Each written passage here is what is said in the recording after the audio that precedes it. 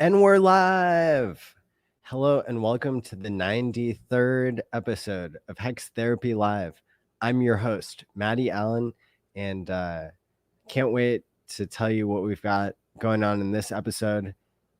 Quick, here's the intro. Hit the like and subscribe button. Thanks for being here. It's from Maddie ALLin of HexTherapy.live. I like Maddie.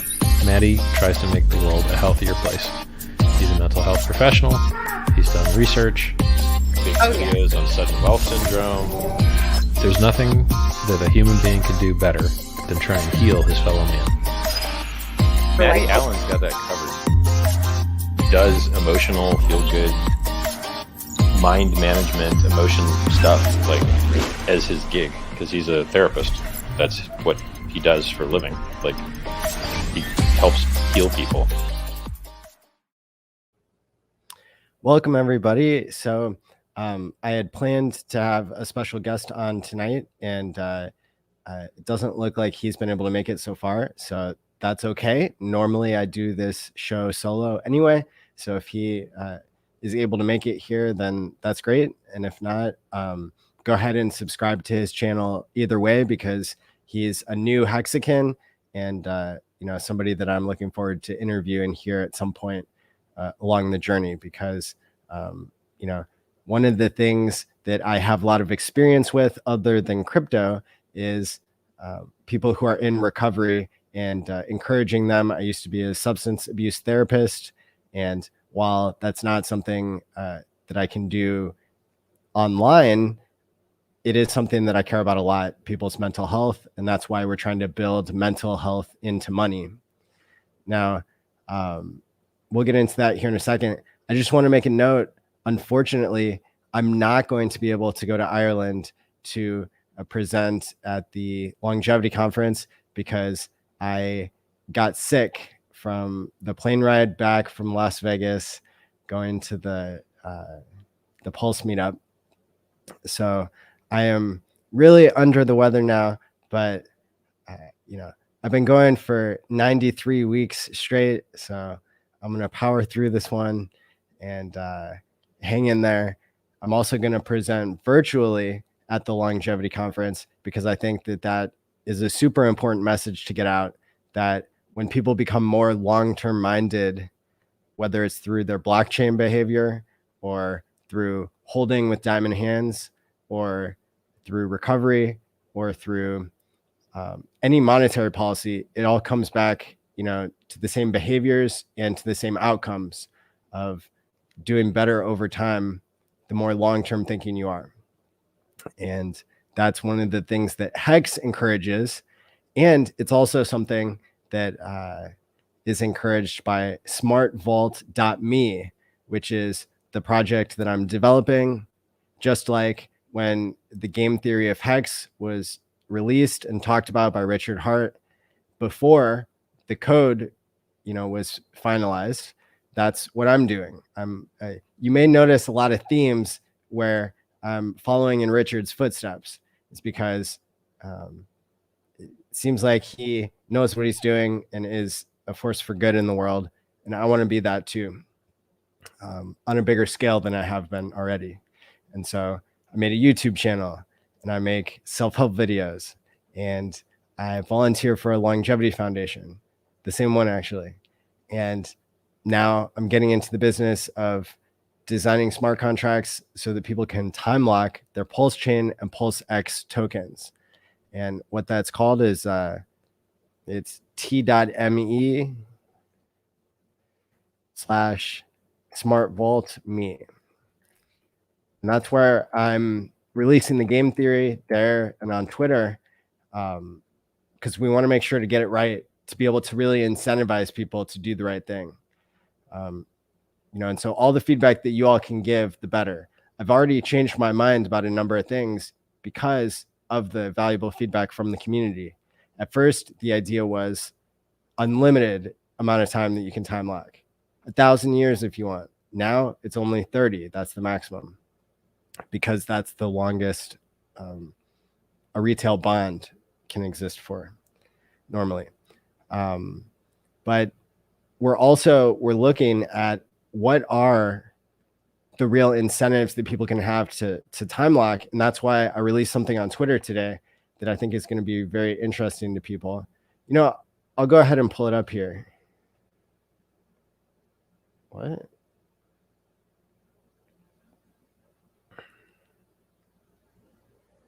Twitter hit me with the, sure you don't want to start notifications for something? And I was like, no. Thanks for all the positive comments here in the chat. You guys rock. So here's the link to the survey. 108 people have filled it out so far. I'm going to share my screen here so you can see what's going on. The initial results here, the new game theory. Here we go. So the question I'm asking is, what incentives do you want for time locking Pulse Chain and Pulse X with SmartVault.me in addition to delegating to a validator? Now, remember, delegating to a validator, that can get you paid a little bit, right? Because it's proof of stake. And but we want to build some additional game theory and or game mechanics and some additional incentives on top there. So 3 of the choices here, for those of you listening just on audio, so far 66% of people have said that they want to earn early end yield of others. 16% said they want that and referral bonuses, and 16% said they want none or other, and then people made comments. So you can comment here or in the Telegram group. Some people are saying T-shares. Shout out to Hex Toys. Some people are just being really encouraging, and I appreciate that as well. So what does it mean to get the early end yield of others? Well, basically, that means that, you know, we don't have all the percentages worked out yet, but it's kind of like with the early end stake bonus that you can get in Hex for keeping your promise. But we don't want to make it as draconian as that. We don't want to make it so that your balance can go to 0. But let's say you were able to take 10% out or 50% out, and then you had to pay a small fee on the amount that you're taking out early that's separate from the drip. So the amount that you can take out early, that's the part that would have a small fee. And then there's not going to be any 5-minute thing anymore because that was being used to measure impatience. Anyway, the fee that would go to all the people who kept their time lock and didn't take the option to take a portion of their coins out. And then also a small percentage of that would go to myself and the developer. So how exciting is that? We're really looking forward to your feedback and your participation. And I really think that this is probably the way to go. At first, I wasn't sure, but the more I think about it, the more it makes sense that people, they want incentives for doing the right things.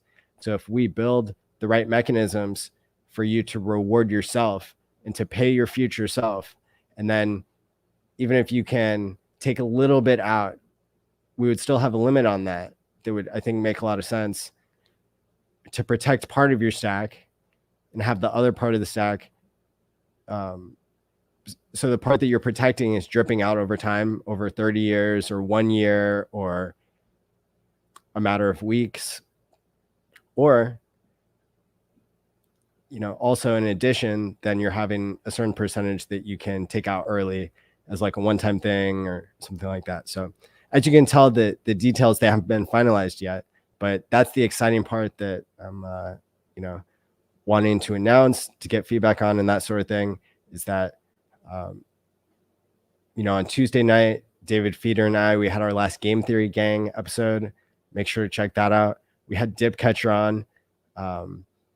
He was having a lot of the same ideas for how to upgrade the perpetual contracts of Maxi.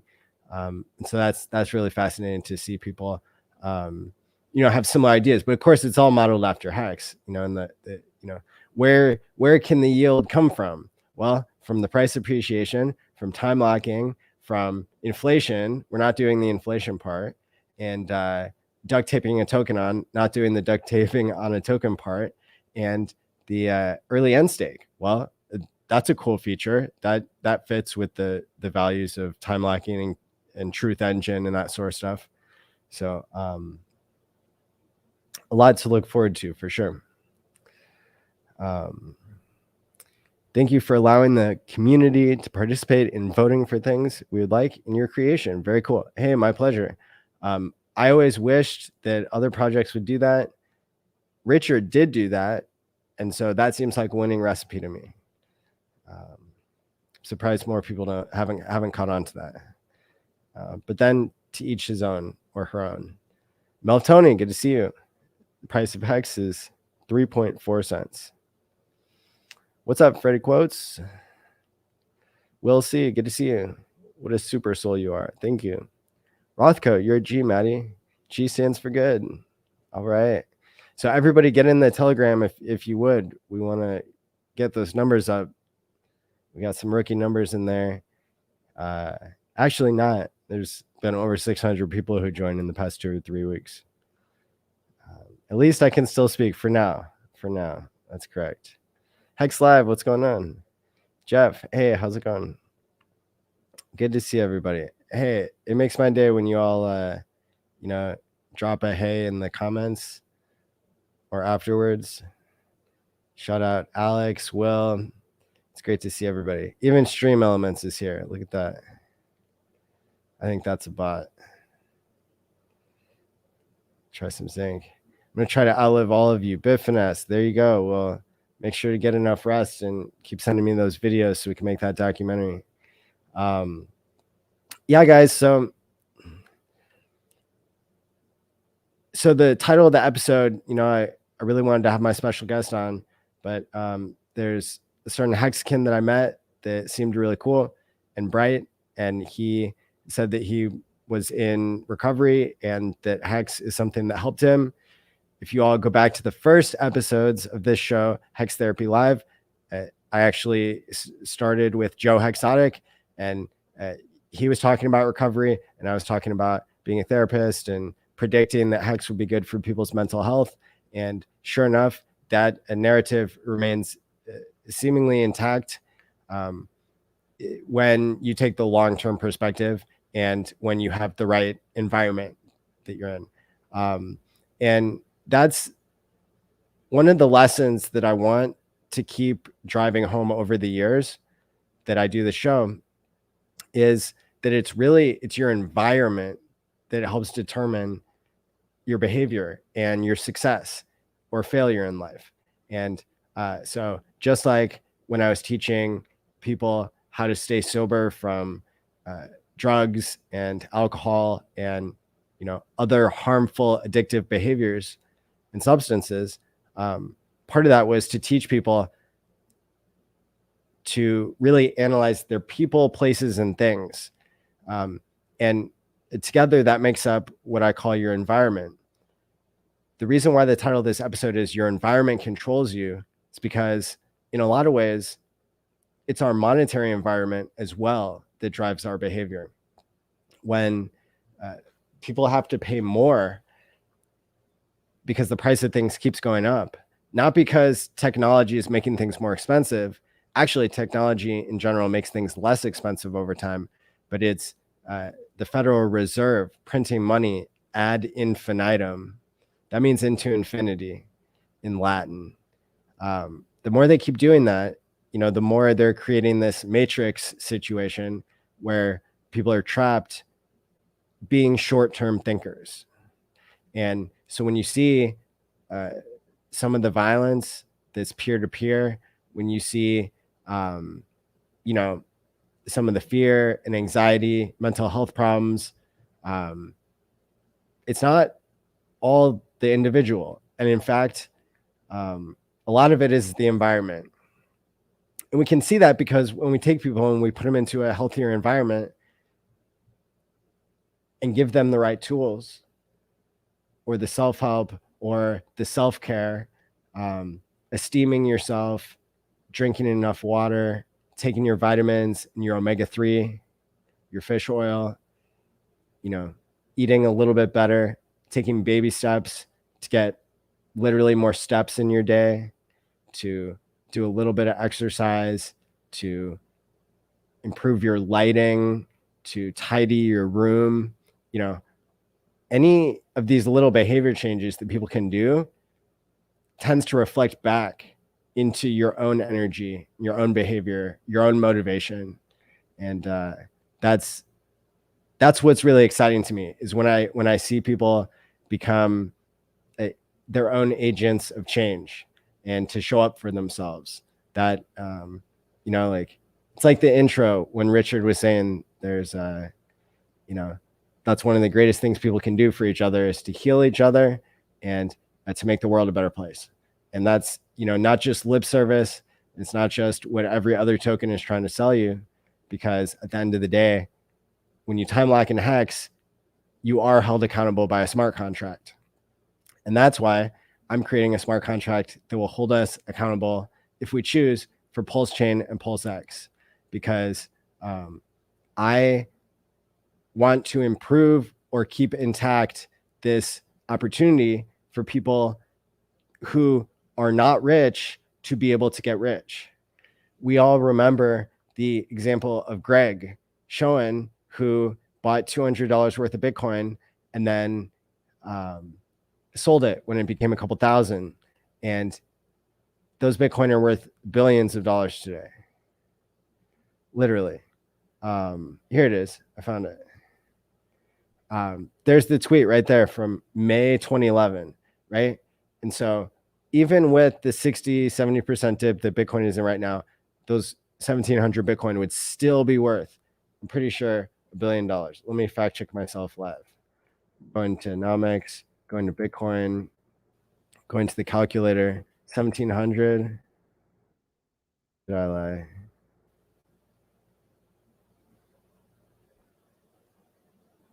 Why does nobody use commas anymore?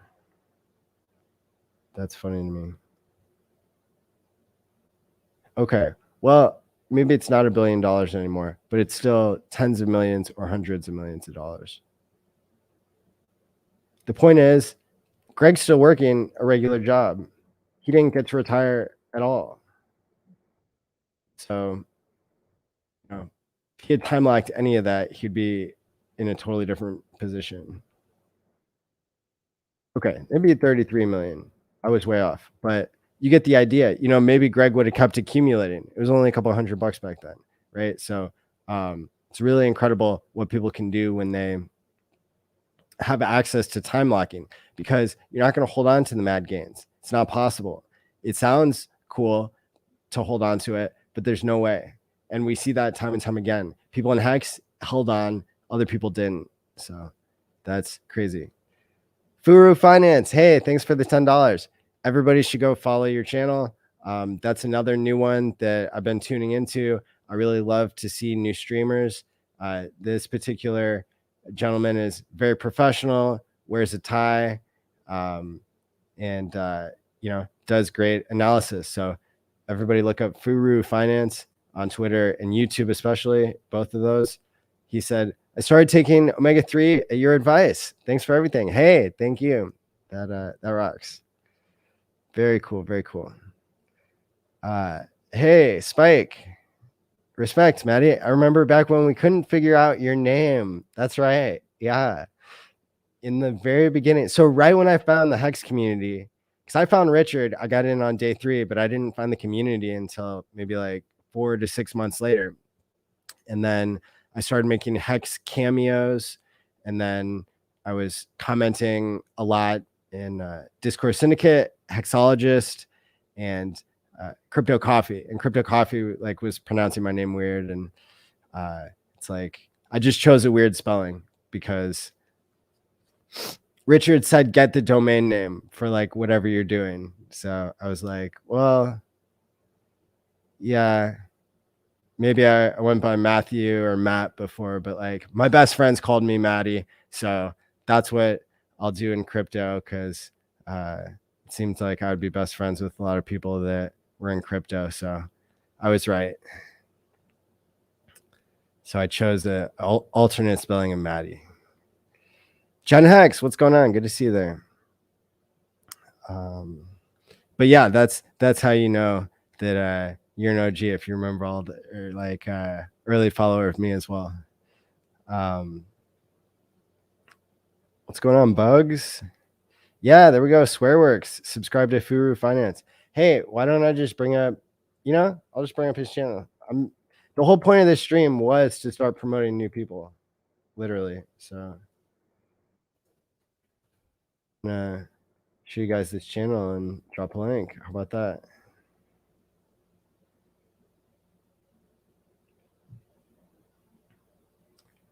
Share screen. I mean, that's how I got started as hexologist, and other people brought me on.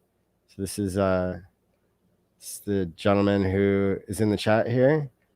And let me see. I'm going to copy and paste your channel there so people can. Now, you guys know, if you're watching the replay, because I know a couple that usually about 1,000 people or more do that, 1 to 2,000. There's a button you can hit on YouTube, and it says like you can look at the live stream comments. You can't add any more live stream comments, but you can look at it. So if there's ever a YouTuber, like if I'm watching Trevon James or if I'm watching Hexologist, and I can't quite figure out what they're reacting to in the chat because I'm watching it on replay, then I open up the replay of the live stream comments, and then you can see if somebody dropped a link or something. So that's always good etiquette. And yeah, so there you go.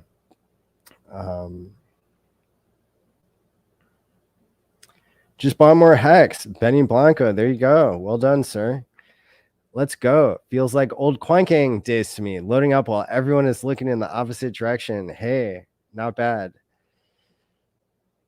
So what's going on with this Ethereum proof of work business, right? Because I mean, are these coins gonna be worth anything on this other chain? I don't really know, but I'm excited to like see how the analysis plays out. I'm gonna tell you guys, I've already been playing around on the new network, but I wouldn't recommend being first. Okay. The reason for that is because I don't even know if I'm going to lose the funds. That's why I set up a dummy wallet. And, you know, I don't want to make a tutorial and lead people down the wrong path. The last thing I want is to give you like some bogus RPC connection code that I thought was legit, and then you get hacked. So like, I'm not going to do that. We'll, you know, we'll keep investigating it. I will keep my eyes peeled. And if I find that I can get enough reliable sources to say that it's all good, then, you know, I'll make a tutorial. Otherwise, I'll leave it for Hodl Dog, David Feeder, Crypto Coffee, myself, Hexologist. Like normally one of us, you know, takes the lead on some of these things as soon as we have enough time to really research it. Hey, thanks, Furu Finance. You rock. I appreciate it. Yeah, you don't have to do that, but I really appreciate the donation to the channel. Crypto Gains Club 369. What is up? Yeah, thank you for the $20. It goes really well with the gradient there. Crypto Artie, what's going on? Good to see you. Yeah, the good old Quanking days. You know, you can still go back and watch those episodes. I think they're more relevant now that the price of Hex is the same. Actually, well, it depends which part of Quank. So Quanking ran for what? A year? I think Quanking ran for like a year. And then the show that I did with David Feeder just ended. We did 6 months, maybe an extra week or two. So that's incredible. Those are really good streaks.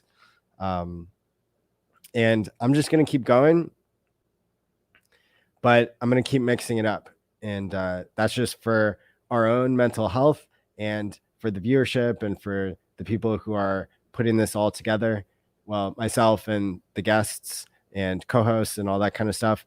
But there's no ill will between anybody. It's like, I think all of the content creators realize that, we got to switch it up from time to time. And, you can never go back to the good old days, but guess what? Today is one of the good old days in the future. So go ahead and just pay your future self. As long as this sickness doesn't take me out, I'll still be here. It's looking hopeful.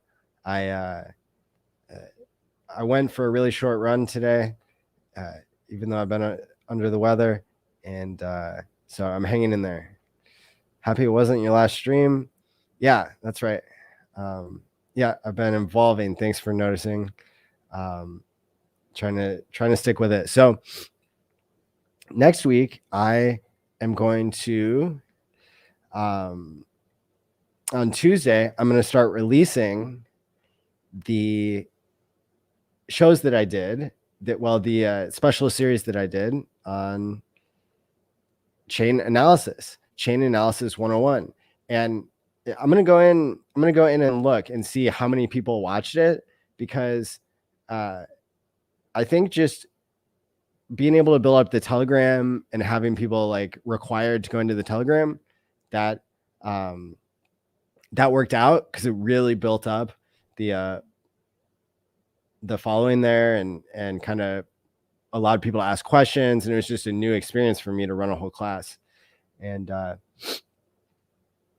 but the disadvantage is all the people who aren't on Telegram or who like didn't catch it, but normally they would watch, they missed out. And so if I go back and look, so the first episode got 623 views. No, that was class 2. So I got to go back farther. Sorry for my voice being a little bit shaky today. 1,300 people saw the first episode. That was 2 hours and 46 minutes. So I'm going to replay that on public. And so anybody who didn't catch that, you'll be able to start catching those on Tuesday nights while we reload, a great cast and a great list of guests. And you know what? If something important happens, or if I get a good guest, or if I go crazy from not streaming twice a week, then I'll just throw in more streams and, kind of prioritize the live stuff, because I know that's what people like. But this way, you still get your normal Tuesday time. I'll still go live on Thursdays. But I'm trying to take a break for like 4 weeks, just like a partial break, and just see how that goes. But then again, I also thought I'd be traveling during that time, so I'll have to keep you posted. But yeah, 6 to 8 hour streams were nothing. That's right. So we had 1,300 people. Wow, that's a lot of people. We had 1,300 people watch that first episode of Chain Analysis, and then the second one was 600 people. Let me see here. Oh, where'd it go?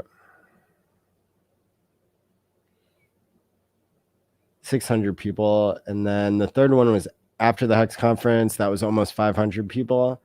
And then the last one was only 220. So I didn't promote that as hard.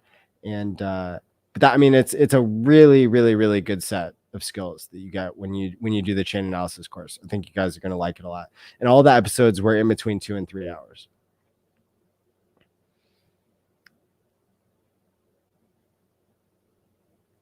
We are blessed as Hexicans. Seize the opportunity. That's right.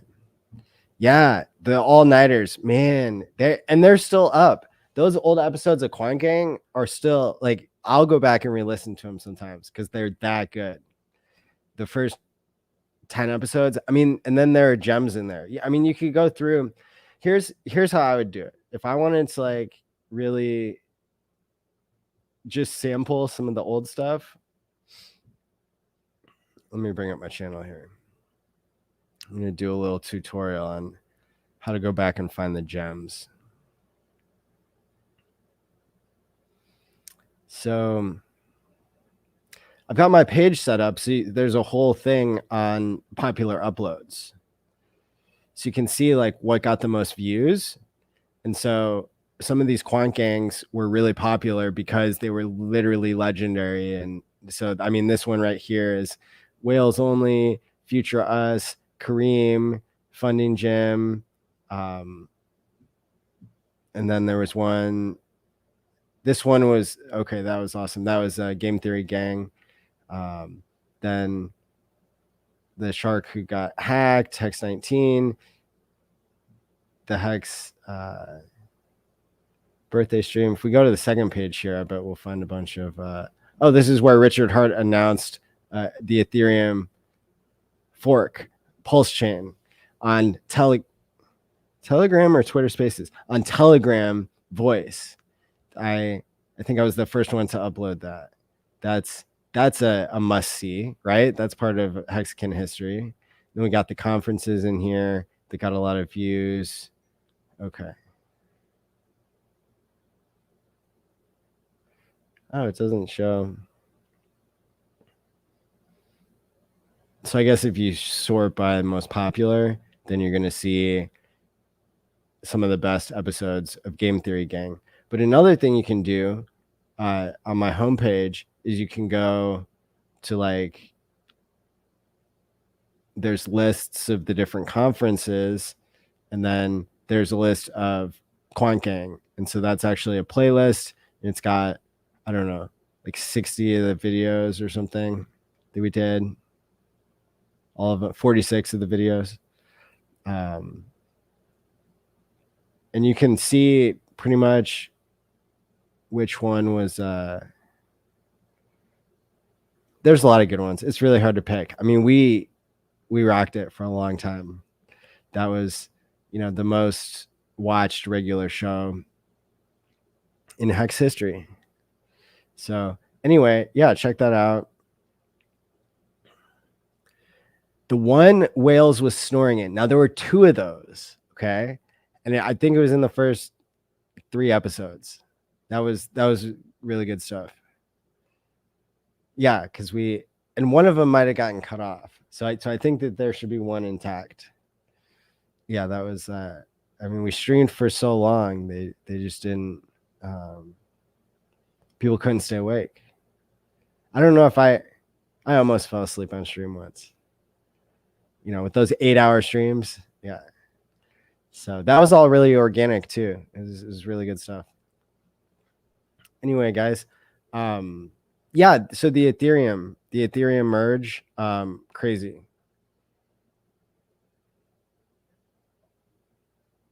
What is there to say on that? So Hexologist did a great stream last night. It was very community driven. A lot of people hopped on. Marco did a thread on Twitter showing, again, like something that you can look into that you got to be really careful with. And so again, I would wait for a tutorial. I would wait for somebody who has a lot of technical experience to take a look at it. I started playing around with it, but I cannot stress enough, like, wait. You got to wait on these things. Otherwise, you will lose all your money to scammers. I got to tell you, there have been multiple times, even when I've been more experienced, but especially when I was less experienced, where I almost got hacked. I almost sent my money to a hacker, like, because I was trying to learn and I was playing with real money, and that's risky. Okay. So take it from me, if you're inexperienced, you're not going to figure out some arbitrage thing, probably, that, that's a temporary thing that's going to go away. Don't FOMO into something beyond your technical knowledge, and take personal responsibility. If you experiment, set up a dummy wallet. And even then, you got to be really careful. I mean, when you're switching chains, you can lose your money just because you send it to the wrong chain. Boom, your money's lost. Too bad. Right? So I guess that's what I'm saying is, like, wait. Just wait.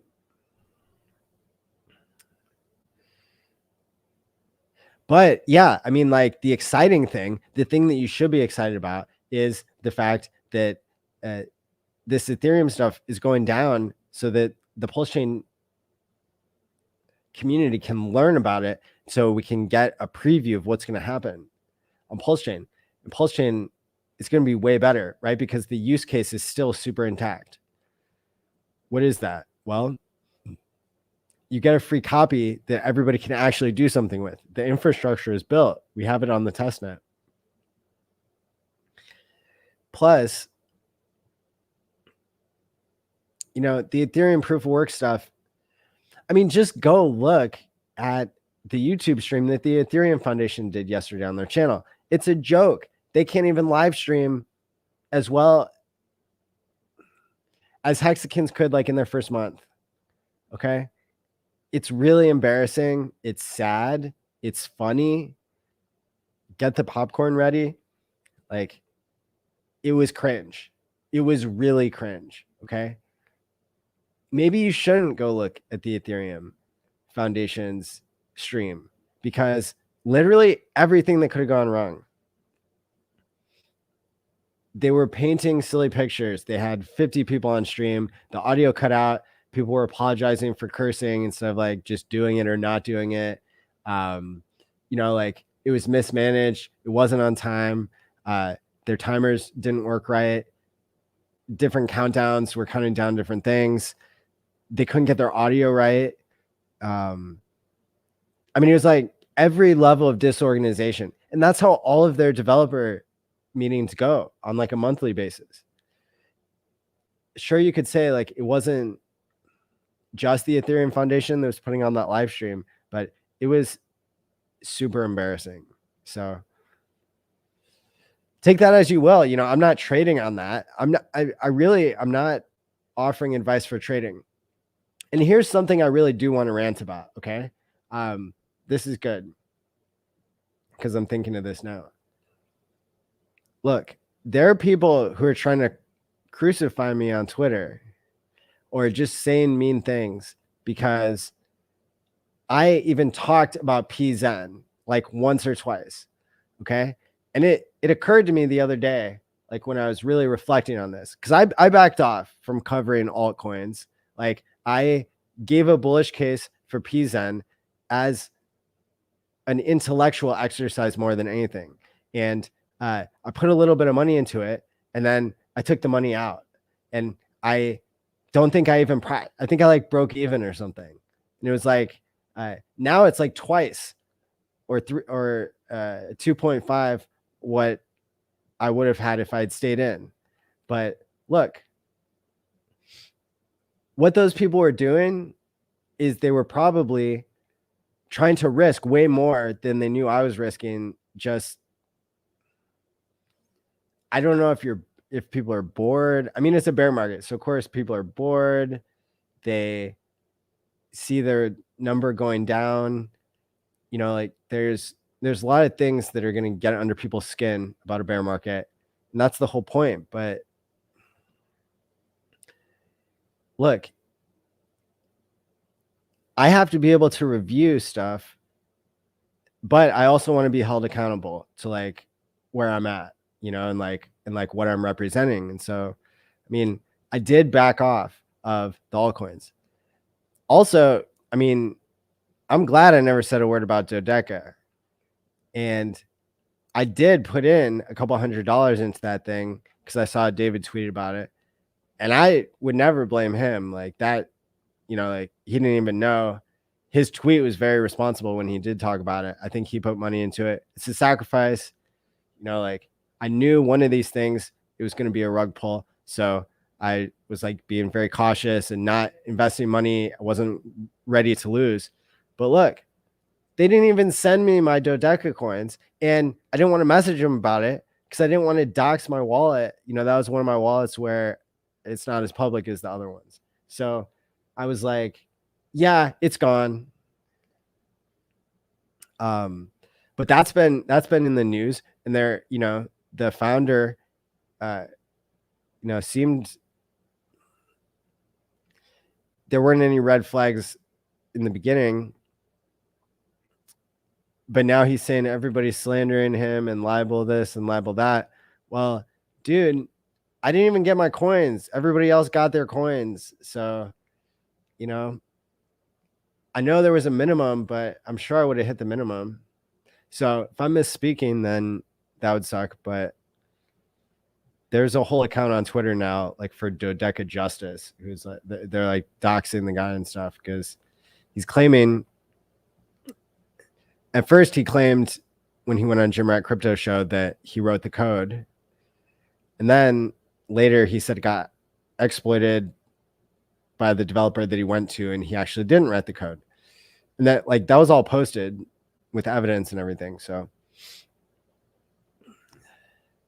like, I was right about PZen being like underdeveloped and had room to run, and I did not tell people to get into it, and I don't even know if I said I put some into it, but I was like just giving a bullish case. I think I talked about it before I even bought in, which is like, that's one thing that I do that most influencers wouldn't even do because they don't care. But like,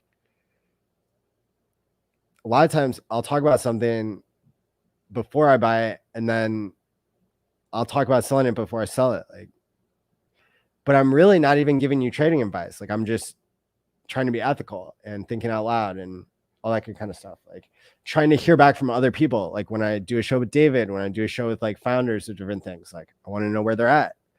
You know, I talked about my sentiment change with Pulse Dogecoin because I really liked that at first, and then I changed, and now I'm like neutral on it, right? So at the end of the day, though, people know when they watch my channel and they read the notes and they listen because I bring it up every single time. Like, take responsibility. Don't trade on what I say. I'm here for educational purposes. Like, that's not a joke.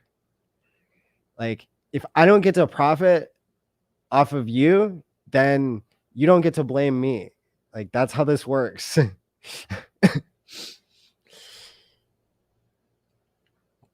Thanks for the great content. Hey, Joseph, my pleasure. Thank you for the $5 super chat and for the kind words. Questions. Can you help me understand the 2 copies of Hex that are on ETH now? New ETH and old ETH. What do we do? Sure. Be happy to. I'm doing my best not to pay attention to the trolls. But I want people to hold me accountable. So I'm thankful for the trolls in a way, but I just want to set the record straight. How about that? Okay, so there's let me see the best way to explain this. All right, so Ethereum 2.0 is the shift from proof of work to proof of stake. Proof of work is where you burn electricity to keep the system honest and to validate the transactions so that people can't double spend their money. Because when people can double spend their money, then the system has gone wrong and the tokens aren't worth anything. So the people who are burning the electricity, they're getting paid in those tokens. And so they want them to be valuable so that they can pay their power bill.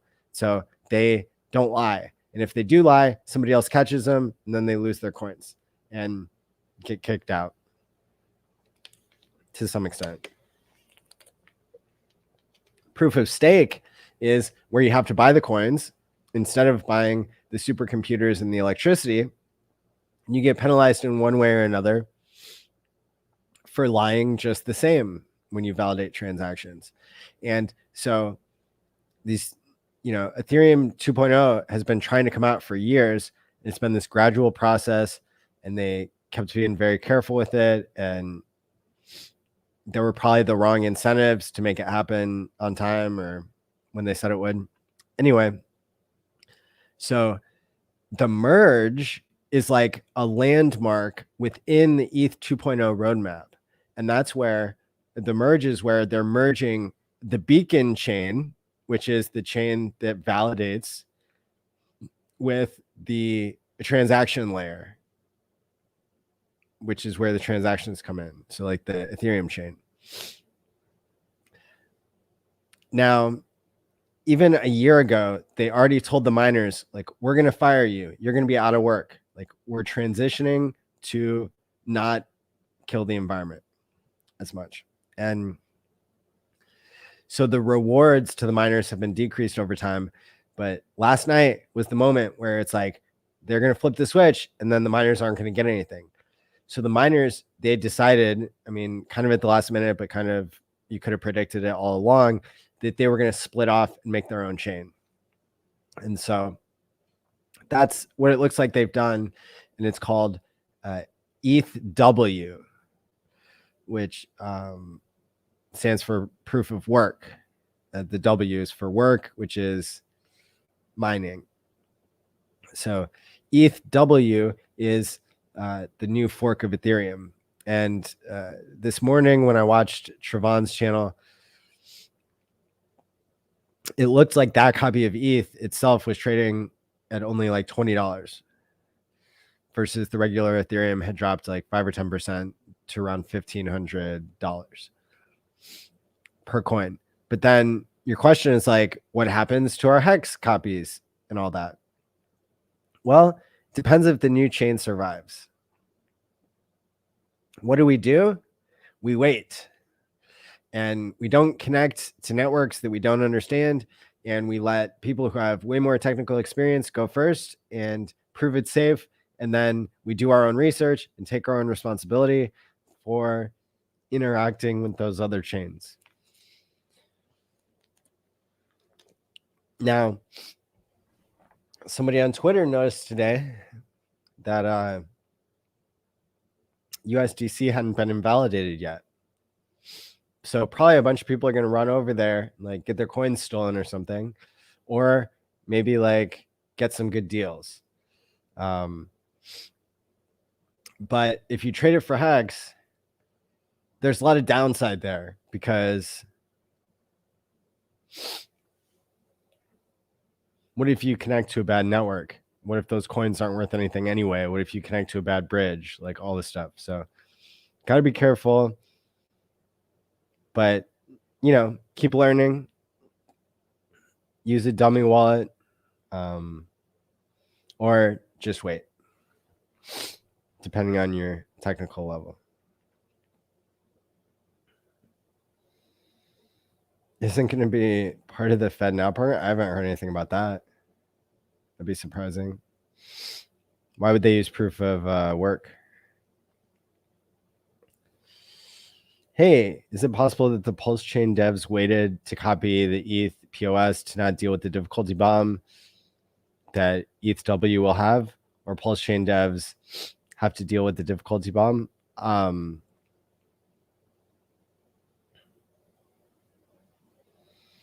Is it possible? Yeah, I don't know. I'm not one of the Pulse chain devs. I think that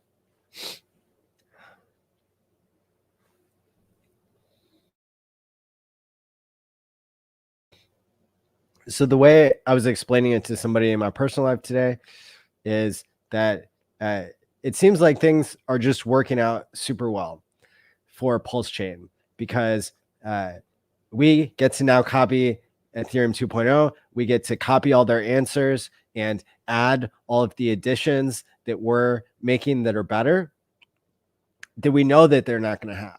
So this is a beautiful thing. Okay. The timing is great. We're in the bear market. The Fed printer hasn't started going burr again yet. So this is, you know, this is incredible. And if Richard had planned it this way, then kudos to him. And if he didn't, then that's great too, because he got us so close. I wouldn't be surprised if Ethereum rushed to market to beat Pulse chain because they were taking their sweet ass time. I almost got hacked in like 2018 because I thought ETH 2.0 was launching back then. I saw like a fake live stream where they were sampling real video from Vitalik. So like, yeah, it's been coming for a long time. And now it's here. Yay. Now we get to copy their work. And then we get to add all of our upgrades. Now, what are our upgrades? Faster, cheaper. You don't have to give your coins to somebody else to participate.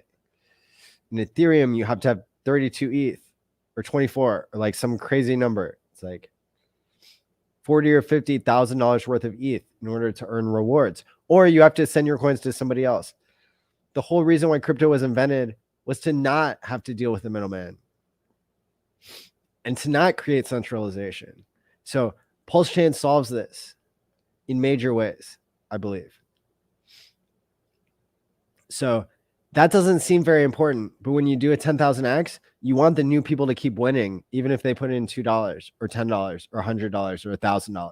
Like, you never want your game theory to run out or your like incentives and game mechanics to run out, do you? Because then it's gonna be less attractive to bring in more people. It's gonna be less fair, right? So these little things, they make a big difference when it comes to the game mechanics. So, yeah, thanks, Benny. Thanks for pointing that out. Yeah. Appreciate it, Josh. Yeah, thanks for the kind words. I am very much under the weather, but very much still here. Looking for the trading history on Numex and wondering how it started trading a couple weeks ago, or am I missing something? That could be a fake one. I don't know. Swearworks. Numex. ETHW. Oh, because they did promises or something. IOU. Yeah, I don't know how they enforce that. I don't know how the IOU is like trustless or not. Wow, it's down even more. It's down to like $11. $83 million of volume. That's crazy. So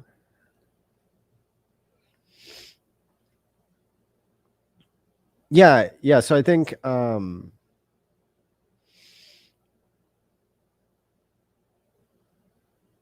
you want me to show my screen? See how it says IOU there? I don't know. Like I don't know how they do that trustless, but that's what it looks like on there.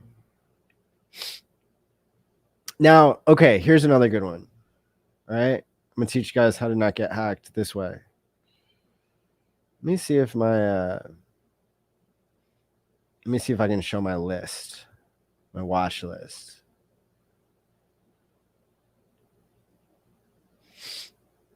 I want to show you what I did for this Gnosis Safe airdrop, because if you were watching the show a couple weeks ago, you saw I almost walked into a trap. So I got my list here of different coins I'm like keeping track of: Bitcoin, Ethereum, Hex, Hedron, Pulse Doge. You might see a trend here. Lots of free money, things made by Hexicans. Oh, you know what? It's not on this one. Well, that's wrecked. Anyway, I'll have to add it. It's on my phone.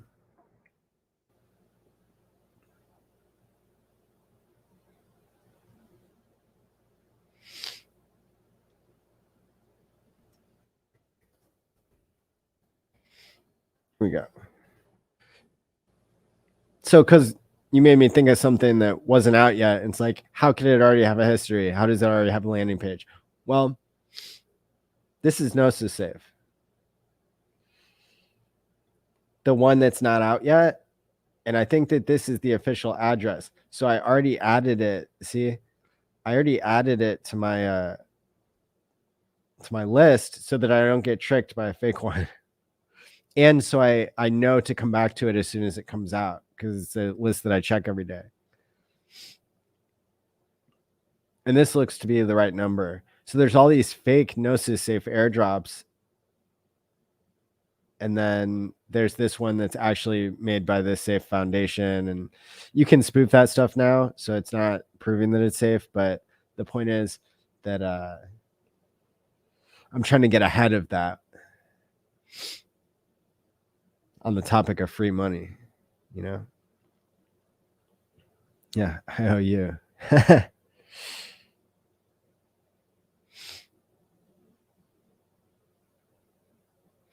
Yeah, who knows how much longer. But you know, dollar cost average, hodl, get your free coins from lots of different places once you know it's safe. Nice tip to try to use the known address to track. Thank you. Yeah. Every little bit helps to not get hacked, you know? Like I said, I've almost walked into a number of traps. And smartvault.me, that's another feature, is that it can help save you if you get tricked by a airdrop or an NFT mint or something like that, because it adds extra permissions and you can see if somebody is trying to make a withdraw, and you can use extra addresses that you control that haven't been hacked to steal the vault back from the hacker. So I heard they had pre-mined blocks. I don't think so. I think it's just they did that with Bitcoin Cash. It was like futures and stuff, like when Bitcoin forked. So it's weird to think of like an IOU, but it's people probably like locking their Ethereum, and then a contract like gives it to the people who paid for it ahead of time. You know, will 10 million PLSX make you rich someday? I don't know. It's people who hold for longer periods of time usually do better. So that's why I like the product I'm creating, Smart Vault, because you'll be able to time lock and drip it out to yourself. So it's like dollar cost averaging out of something over time. Do you think the Gnosis safe airdrop will have value like the Uniswap one, so we can swap for Hex? I hope so. I'm optimistic about it. It's really hard to tell though, because you don't know how much the venture capitalists are going to give to themselves. I saw that I think the percentage that they're giving to users is like 5%. So that could mean that like it's super valuable, or that it's not valuable at all, depending on how much insiders dump.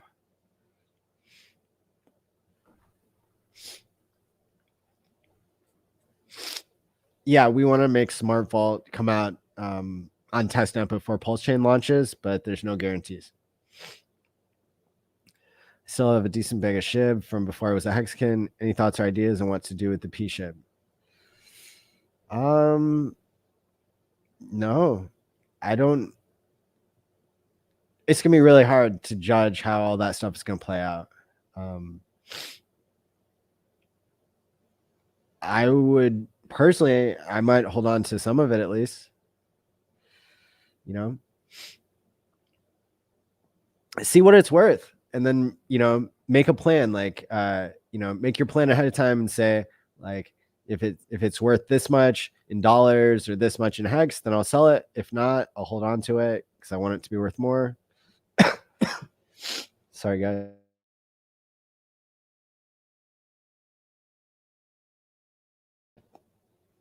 Patience is a virtue, as they say. All I know since watching the chart every day is that the sellers are getting out of Hex. I'd rather see that now than when Hex hits dollars. Very true, Melf Tony. Very good one. Best strategy is to nibble.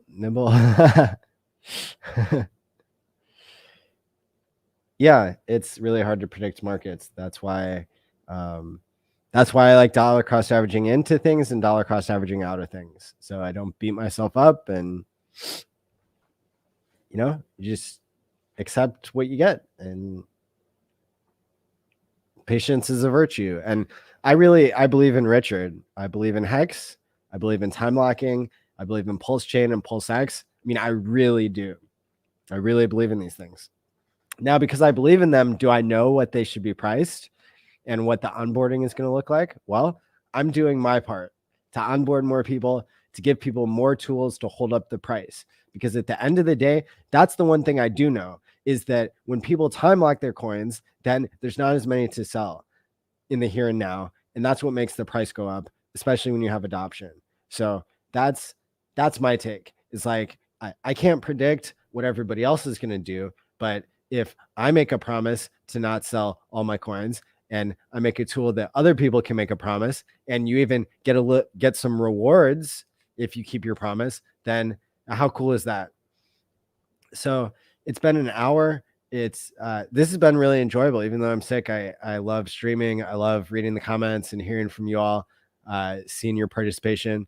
Thanks so much for being here, people. Hit the like and subscribe button. Be looking out for this chain analysis 101 course that's going to be going public starting on Tuesday. Let me see. Go to t.me/smartvaultme. Please, that is the place to go. t.me/smartvaultme.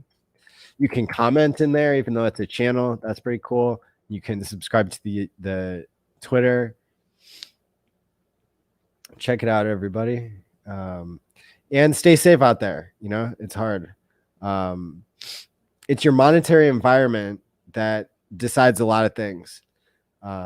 It builds the foundation for your behavior. So, let's see if we can work together to build the type of monetary environment that's good for the world, right?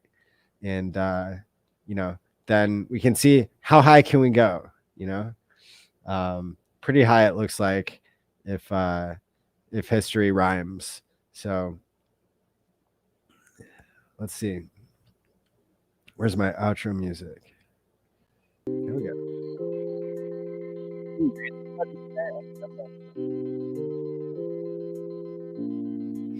Let's see who's streaming. If we're really trying to throw back. Oh, here's Corey Costa streaming with How to Pulse, Dipcatcher. Dipcatcher is talking about something we were talking about. So why don't you go